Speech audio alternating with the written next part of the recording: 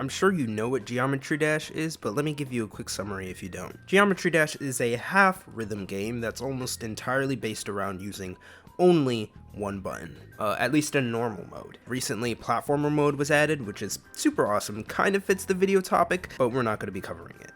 Anyways, you jump with the cube by just pressing one button. The ship requires you to spam or hold down a button to keep it floating. The wave goes up if you hold it and goes down if you let go. I think you know what I'm trying to get at here. On the surface, it seems simple, at least to the people who don't know much about this game. But for those who do know what this is, then you know that this game can get pretty insane, even with levels that aren't considered super difficult. The game gives the player all of these tools to create their own levels, and it's allowed people to create some pretty insane shit, especially with this new update. However, something that I really admire about this game is that it doesn't require that stuff to be interesting. The core fundamentals like the basic level design and the game modes are enough to create something really fun. Even the super simple levels made in the early updates can have the player learn not only about the gameplay itself, but also about how to play video games in general. And I really want to explore how it's able to do that.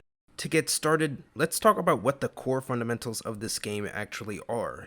And just to clarify, this is mostly my opinion. I mean, it's based on my long-time experience of this game, but I mean, hey, your experiences are valid too, so, you know. Anyways, the first one is game-to-player feedback. This is basically your skills with the gameplay, your knowledge of how each of the game modes work, and your personal extent when using them. For example, the ship I was talking about earlier. The first few main levels, the one that you'll see when you click the button in the middle of the title screen, you know what I'm talking about. The first few of them show you the basics of controlling it, like how holding it down will launch you in the air, and how consistently tapping it will keep it afloat. However, the further you progress through these levels, the more the game tries to test your coordination with it. Eventually, levels will have less room for freedom and will require specific actions from you. The most difficult experience of this that isn't a demon level is in electrodynamics. It's an all-around difficult level for sure, but the most memorable parts of it are the flying areas, because they require the most skill with flying that the game has ever asked of you. At this point in the game, if you don't know how to do this part, you're gonna have a really difficult time with some other levels. That's why folks often do this level last before the demons, despite it not actually being the last level with this difficulty rating. So yeah, it's pretty difficult, but it also teaches the player a lot about how this game works. When you beat the level, you'll seriously be so much better. It's literally like leveling you up in an RPG. I'm not even kidding, it's like actually like that. And that's why it's such a good level. Anyways, I actually get to the levels later. I'm getting off track. Let's get back to what we were talking about. Next is sight readability. Geometry Dash players will definitely know this term, but basically to sum it up, it's how well you know and understand level design. Like, if you see something coming up, are you going to instinctively know what to do? It's not something that's always going to be in your control, because some levels simply aren't going to be sight readable, which is something we're going to get into later. However, it's still a skill. As you get better, you're not going to need to spend as much time on difficulty levels that you're already good at. It's kind of something that just comes with playing, because you can kind of predict easier level design. That's just kind of how playing a game works. Like, if you're playing easy demons a lot and you go back to playing like a hard level, you're not going to necessarily be having trouble with it, you know? I initially had a whole section written about this, but it's very, very easy, on the nose shit. I think you get it. Next up is timing, and this is also a pretty simple concept. It's when you do an action. Now, there is stuff to learn here. Some levels require you to do inputs earlier or later than you'd expect, and for that you gotta learn how hitting or jumping over certain objects work. But luckily, most of the timing is going to be linked to the music playing in the background, because it's a rhythm game. Listening to the music makes playing much easier, no matter the difficulty, because your brain is going to link the inputs with the music. Again, that's just normal rhythm game shit. It's funny. Practice mode usually has its own music playing in the background instead of the normal level music, but as of recently, the developer added a feature that lets you buy something with the in-game currency that unlocks the normal music instead. And because of how important the music is, this feature is genuinely game-changing. I don't know, the music allows you to immerse yourself in the gameplay. As immersed as you could be, at least. As for the timing inputs beyond that, it's a little tough to learn, but the game will teach you how to manage them. Like, there isn't a tutorial explaining that you can hold the jump button down before actually jumping and still jump. But that's just something you're gonna naturally figure out. It's also something I just explained to you. So, there you go. Anyways, moving on to the final fundamental, and one that people may not agree with me on, memorization. Yes, Geometry Dash does require some memorization. Sometimes. You're not going to have to memorize every level in its entirety. That would be insane. But there are parts, you know what I mean? And that may be because it's just something you're not used to, so you just have to remember how to do it, or it's something you won't be able to see coming, so you just gotta remember it's there. Remember before when I said that sight readability isn't always in your control? Well, this is part of the reason why. Levels just aren't gonna be 100% sight readable. Sometimes there's a section that's just gonna come out of nowhere, or some piece of level design that deliberately attempts to trick you. It sounds like it could be frustrating, and if designed incorrectly, it can be. But it's a genuine skill you need to have, because there's always gonna be something that you're not gonna know how to do on a level that actually challenges you. And for those situations, you need to practice, and that's important. Practicing levels, as obvious as it sounds, really helps you get better, even if it's only just to remember a singular part. Because when you are practicing, it allows for consistency, not just in the part that you're practicing, but for playing in general. It's a learning process. That's why they added a practice mode. And I want to clarify, I'm not saying all levels that try to trick you or have a bunch of memorization are good. That's totally not true. Good levels always have a good balance, but it is a fundamental part of the game, and something you need to learn to work around. The more you practice, the easier everything will get. I mean, practicing is just really important in general. I mean, that's pretty obvious, I guess, so, you know. I guess the reason I'm putting such a large emphasis on this is because there's a big portion of this community that believes everything should be 100% sight readable, which just isn't how this game works. Sometimes you'll find yourself doing something you don't understand in a level, whether that be a game mode that you're not good at, a level mechanic that you need to learn, or something that's specific to only one level, which does happen sometimes. Just because you don't know how to do something doesn't mean the level is bad. It could just mean that you're not super good at it. I'm speaking, of course, out of the experience of not being good at duos or the wave or memorization. So, you know, no harm, no foul, right?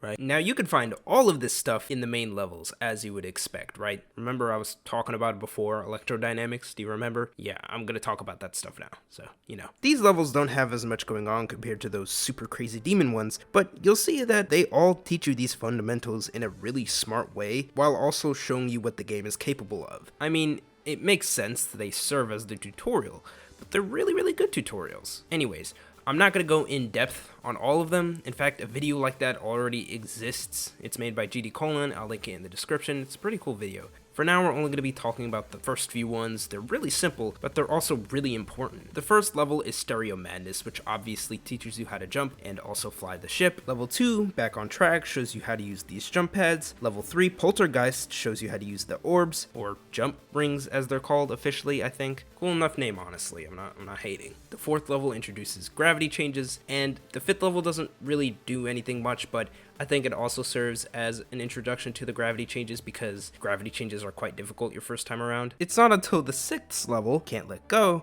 where things sorta change. This level doesn't introduce any new gameplay mechanics. I mean, neither did the last level, but hey, I think this one's actually a little bit more important, because this one adds a layer of challenge. Can't Let Go, at least in my eyes, feels like the final test before moving on to the next difficulty, which kind of is a jump. And what's interesting about this is that it honestly teaches you more than any of the levels you've played so far. And the reason for that is because of those fundamentals we talked about before. They are going to be your ticket to beating this level. You've already seen these mechanics in the previous levels. You know how they work. Now what's important is figuring out how to use all of that stuff while playing something genuinely challenging. And it's a process, but a process you're going to be using for every difficult level you come across. And it probably won't take forever. I say probably because some people, you know, struggle more than others, but it actually kind of feels like something that clicks in your head. Suddenly, once you understand how to beat this level, it's not as hard as it seems. That's how it is for electrodynamics, that's how it is for even harder levels, and that's how it is for demons, at least in my experience. I don't know, I haven't played those super crazy hard demons like Bloodbath or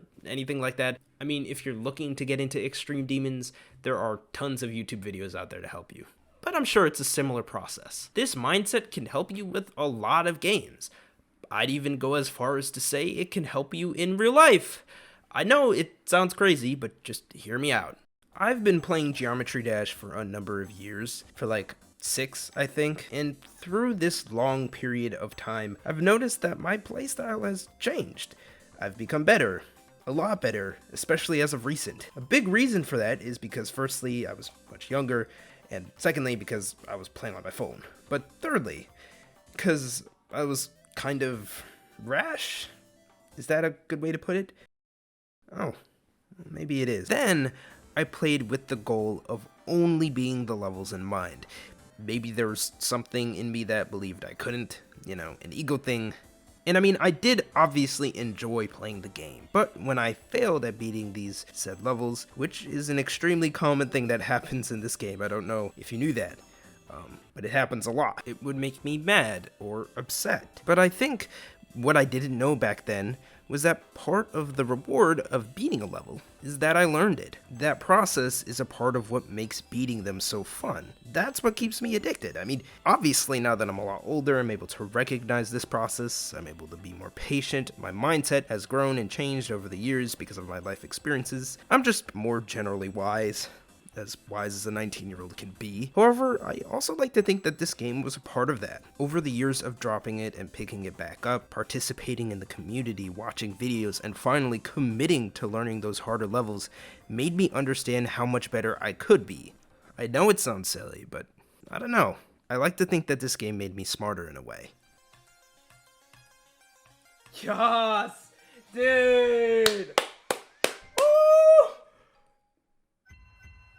Oh man, I forgot I got all 3. And whether or not the game actually makes people smarter, or that's just something I feel personally, I think the fact that this game is able to go this far with its learnability means that it's incredibly well designed. And like, did you see how happy I was there? I couldn't even say yes correctly.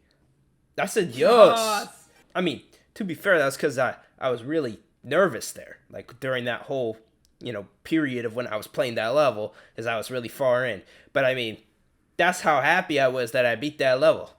I mean, if any game is cool and awesome, it's Geometry Dash. I don't know what to tell. I think I may have overcomplicated how playing this game actually works. The growth is completely natural. I mean, it starts out simple and gets more complicated, but it's not like things get fucking insane. It's always tame enough for you to understand. And if you do, or eventually decide to get into the nitty-gritty of this game, then you'll get what I'm talking about. Even if this game looks hard, I and a lot of other people believe that anyone can get into this game. All of those fundamentals really just come from practicing and concentrating.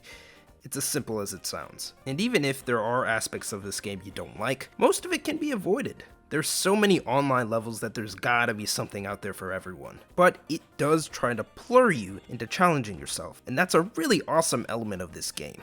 But honestly, it's mostly just about playing whatever's fun for you. I mean, I could tell you all this advice, but if you're not gonna have fun with the level, then there's no real point in playing it, Okay, I don't know how to end this video.